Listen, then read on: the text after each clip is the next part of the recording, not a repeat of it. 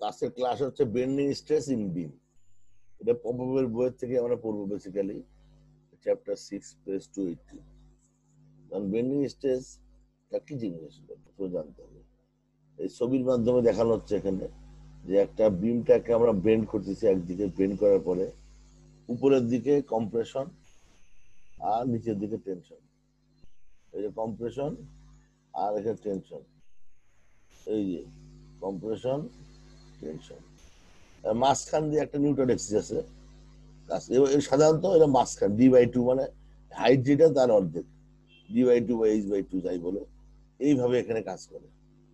Bending stress is the normal stress that an object encounter when it is subject to a large load at the particular point that causes the object to bend। অর্থাৎ কোনো একটা লোডের যদি নেচারটা এমন হয়, সেটা এইটাকে বাঁকা করতে টেন্ডেন্সি, বাঁকাই ফেলতে, তখন বেন্ডিং স্ট্রেস মানে উৎপন্ন হয়। বা বেন্ডিং স্ট্রেস পড়ানোর আগে আমি যদি আগে পড়াইছি, তারপরে একটু ইন্টারনাল ফোর্স সম্পর্কে স্ট্রেস সম্পর্কে বলি। আমরা আমাদের 4 ধরনের ইন্টারনাল ফোর্স আছে: এক্সিয়াল, বেন্ডিং, শেয়ার আর টরশন। এবং আলটিমেটলি এখান থেকে স্ট্রেস হয় normal stress, shear stress. Axial force আর বেন্ডিং মোমেন্ট ডায়াগ্রাম দুটাই নর্মাল স্ট্রেস দেয়, আর শেয়ার ফোর্স এবং টরশন দেয় শেয়ার স্ট্রেস। আমরা এটা পড়ে আসছি, এটা কথা বলবো না।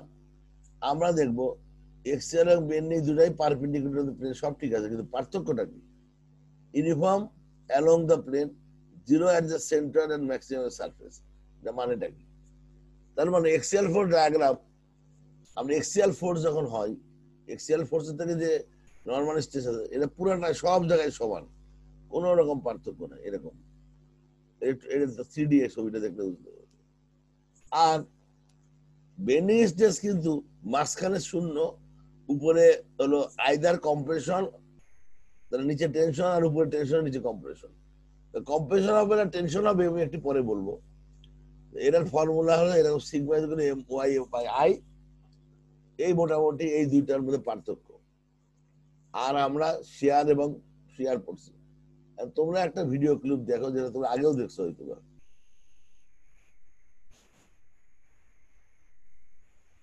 তোমরা দেখতে পাচ্ছ একটা রাউন্ড বারের উপরে একটা কম্প্রেসিভ ফোর্স আমরা দিচ্ছি।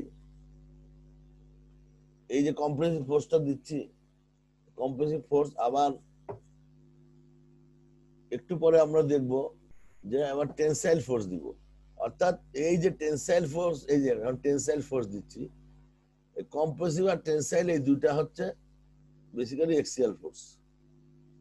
তো এক্সিয়াল ফোর্সটা কিভাবে দেয়, এটা জাস্ট দেখানো হলো।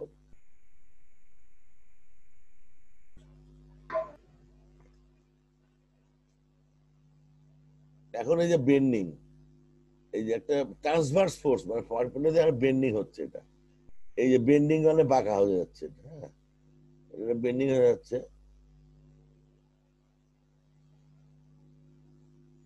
বেন্ডিং এর পরে এরপরে আমরা টর্শন কিভাবে কাজ করে, টর্শনটা কাজ করে মোচড় যায়। এটা হলো লংজিটিউডাল এক্সিসের এগেইনস্টে মোচড়টা দেওয়া হয়, তাহলে টর্শন হয়।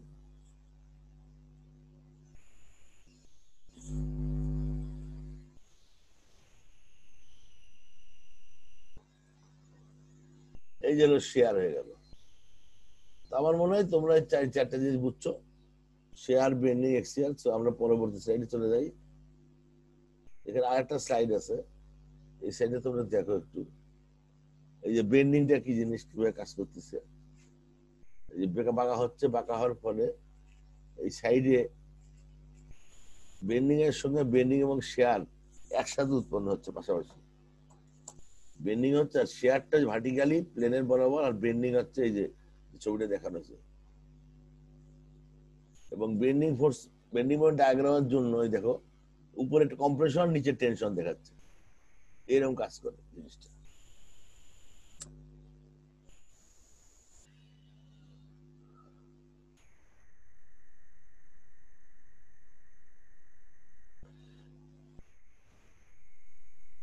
এই যে একটা বিম রে যদি আমরা বেন্ডিং দিই, দুই পাশে মোমেন্ট থাকলে মোমেন্ট ডায়াগ্রামটা এরকম হয়, পুরো মোমেন্ট ডায়াগ্রামটা এরকম হয়।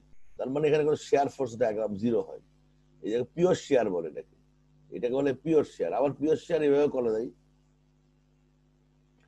4 পয়েন্ট লোডিং, মাঝখানে যে পয়েন্টটা আছে, মাঝখানে যেটুকু আছে এইটুকুর মধ্যে কোনো শেয়ার নাই, শুধু সরি পিওর বেন্ডিং বলে এটাকে, পিওর শেয়ার বলতেছি, বেন্ডিং বলে।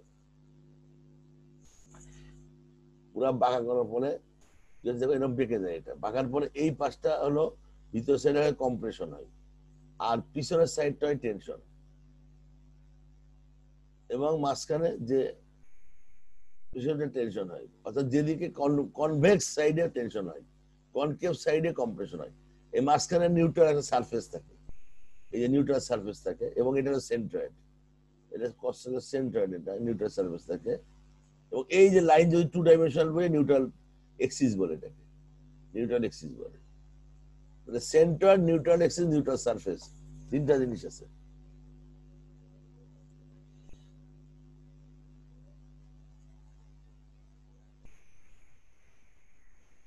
আর একটা একটা দেখাও তোমাদের, এই যে একটা কাঠ, কাঠের অনেকগুলো প্র্যাঙ্ক আছে, লোড দাও এটা বেঁকে যায়, এটা বেড়ে যায় এখান থেকে, এটা ছোট বড় হয়ে যাচ্ছে। বাট আমরা যদি এর মধ্যে আঠা দিয়ে দিই, একটার সঙ্গে একটা আঠা লাগাই দিই, তাহলে যদি আমরা প্রেশারটা দিই, তাহলে এটা সাইডে আর বেরাবে না, কিন্তু ভিতরে স্ট্রেস ডেভেলপ করবে এক ধরনের। এই যে শেয়ার স্ট্রেস, এই যেখানে শেয়ার লংজিটিউডাল শেয়ার স্ট্রেস, যেটাকে আমরা কমপ্লিমেন্টারি শেয়ার বলছিলাম, আর বেন্ডিং ও তো কাজ করবেই। এই মোটামুটি এই যে বেন্ডিং গেলাম আমরা, আমি এখানে আর কথা বলছি না, এখন আমরা আর একটু বলি, পাশাপাশি নিয়ে বলি। এই যে এটা শেয়ার, এখানে প্রেশার দিব, এই যে বেঁকে যাচ্ছে, বেন্ডিং হয়ে যাচ্ছে, এটা এর ভিতরে শেয়ার, আর এখানে বেন্ডিং, এক্সিয়াল ফোর্স হলো এরকম আমরা বলছি। এখন বেন্ডিং স্ট্রেসটা হচ্ছে এইটারে পাকাইলে এরকম হয়, এরকম হওয়ার ফলে মাঝখানে যে সেন্টার থাকে, এই বরাবর যে লাইনটা থাকে, এটাকে বলা হয় নিউটন এক্সিস। আবার এই পুরা সারফেসটাকে, এই বরাবর সারফেসের ভিতরে যে থাকে, নিউটন সারফেস বলা হয়। মাঝখানে জিরো থাকে, উপরে থাকে, এইটার ক্ষেত্রে কম্প্রেশন এবং এটা টেনশন, কম্প্রেশন আর টেনশন থাকে। তো এই মোটামুটি বেন্ডিং স্ট্রেসের বিষয়গুলি এখানে দেখতে পেলে এটাও বুঝতে পারবা, একই জিনিস বলছি।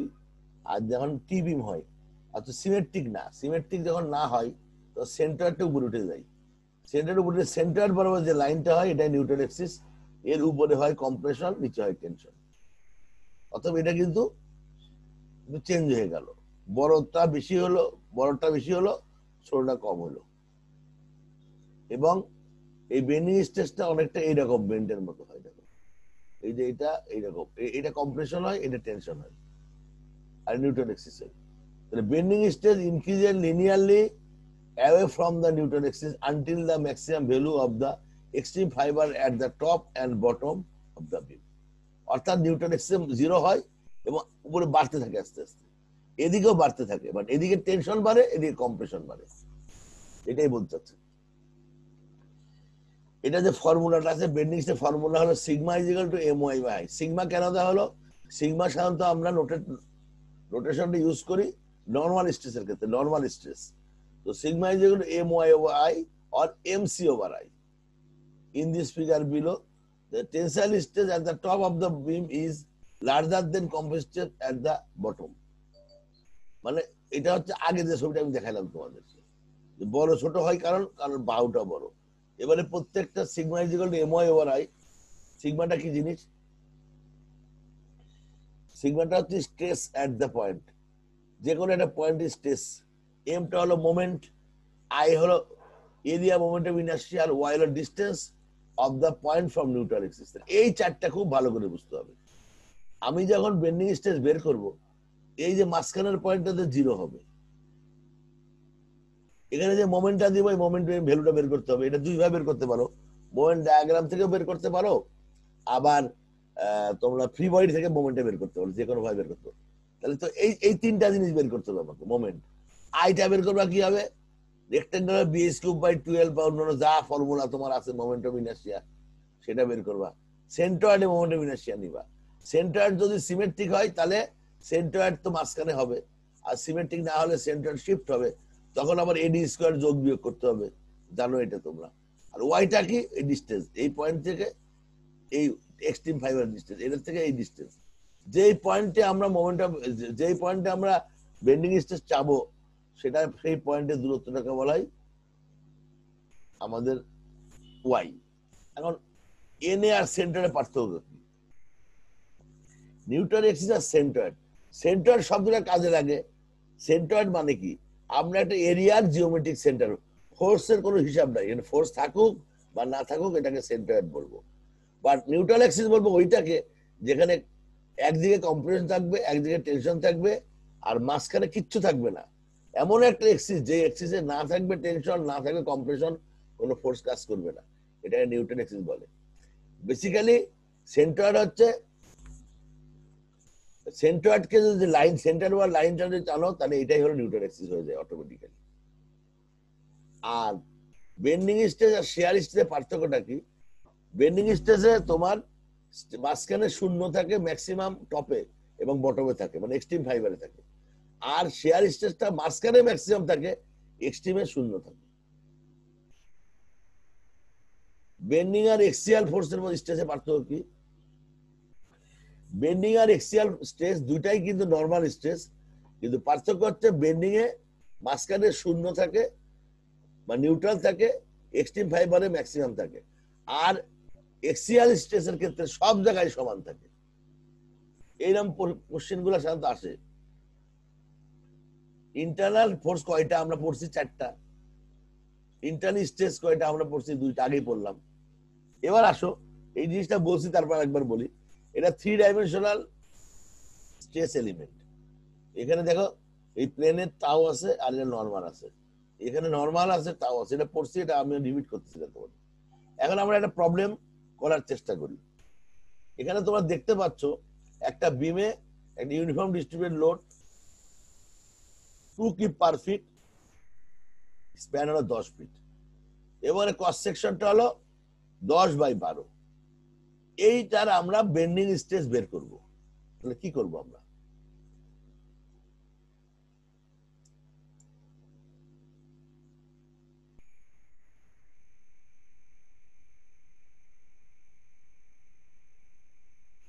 আমরা কি করব আমরা? তাহলে আমাদের প্রথমে জানতে হবে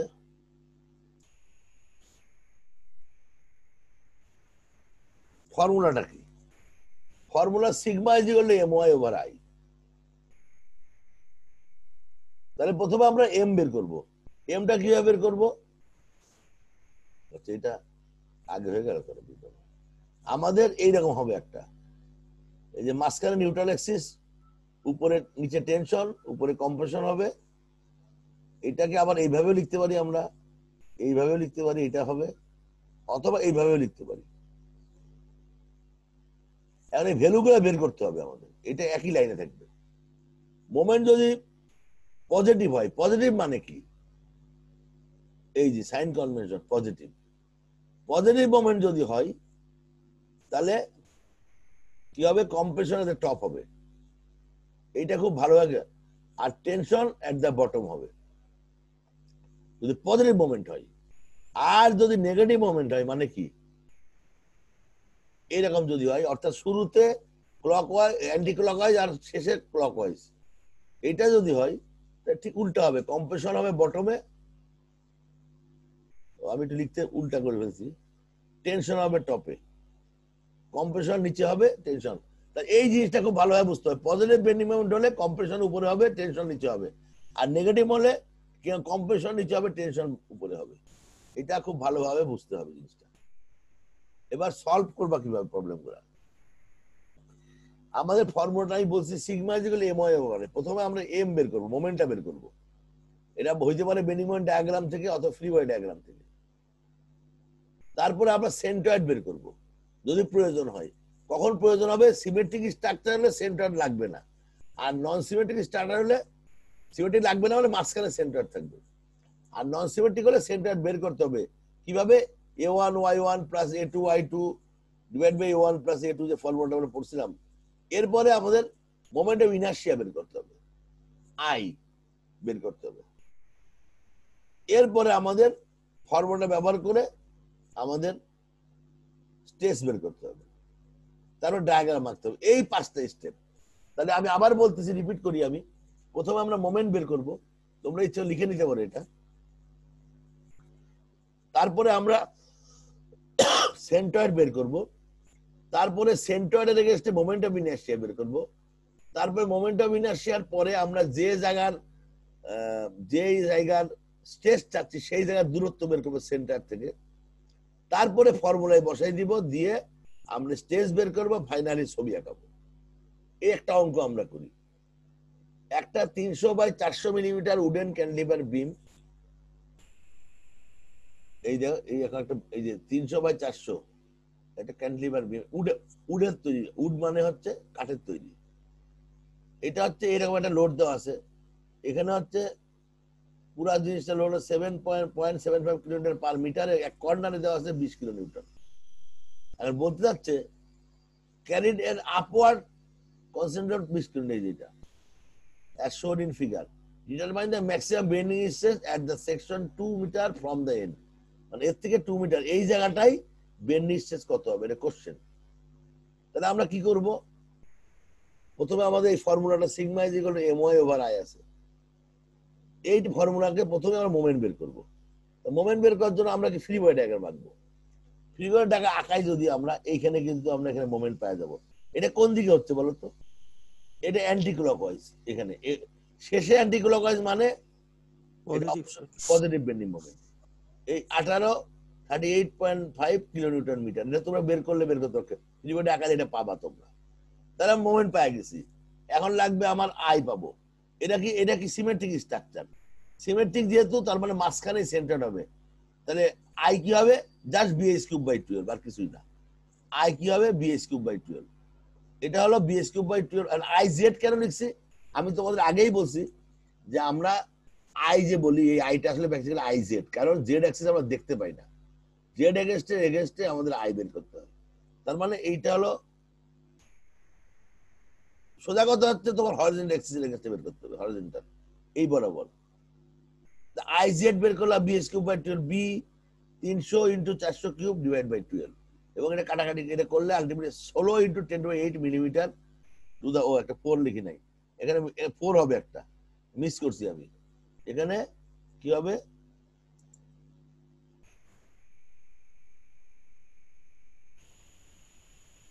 মিলিমিটার 4 হবে, ইউনিটটা ভুল করছি। তাহলে আমাদের আই বেরিয়ে গেল, এবং সিগমা ম্যাক্স কত হবে, এটা হলো আমার ফর্মুলা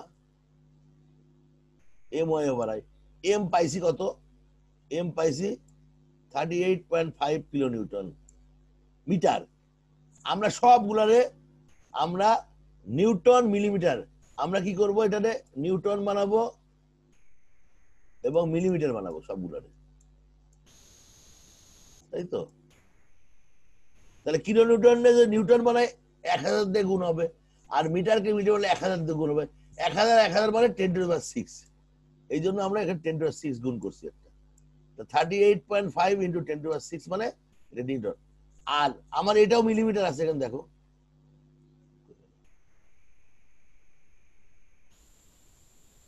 আচ্ছা। এরপরে আমরা করব কি, ওয়াই কত হবে, ওয়াই কত হবে, ওয়াই হবে এই 400, এর অর্ধেক কত হবে, এর অর্ধেক হবে 200, এটা ওয়াই। অর্থাৎ সেন্টার থেকে এক্সট্রিম 5 এর দূরত্ব 200 হবে, এই যে 200 আমরা লিখছি, দেখো এম ওয়াই, আমরা এম, এটা ওয়াই হলো। আই কত হবে, আই তো বের করছি, এই যে আই, যে আইটা, এই আইটা নিচে লিখে দিলাম। তার মানে কাটাকাটি করলে আমার প্লাস মাইনাস কেন লিখছি, প্লাস হচ্ছে কম টেনশনের জন্য, মাইনাস হচ্ছে কম্প্রেশনের জন্য। একবারে অঙ্কটা করা গেছে, এই কারণে করা গেছে যে উপরে এবং নিচে দূরত্ব সমান, এখানে যে দূরত্ব আছে এখানে একই দূরত্ব আছে, অর্থাৎ দুটো একবারে করে ফেললাম। তার মানে আমরা এখন কি করবো, আমরা এই যে নিউটন এক্সিস টানলাম, এটা লিখলাম, এই যে লিখলাম, দেখো কি হলো, তোমরা এই ছবি যে কোনো একটা ছবি আঁকালেই হবে, বাট এই ভ্যালুটা দিতে হবে তোমার। দেখো উপরে হচ্ছে মাইনাস মানে কম্প্রেশন, এই যে 4.81, নিচে হলো প্লাস কম্প্রেশন 4.81। এই মোটামুটি আমাদের মানে এইভাবে অঙ্কগুলো করতে হবে। তা আমার মনে হয় এই অঙ্কটা নিয়ে তোমাদের কারো কোনো কনফিউশন আছে? কারো কোনো কনফিউশন আছে?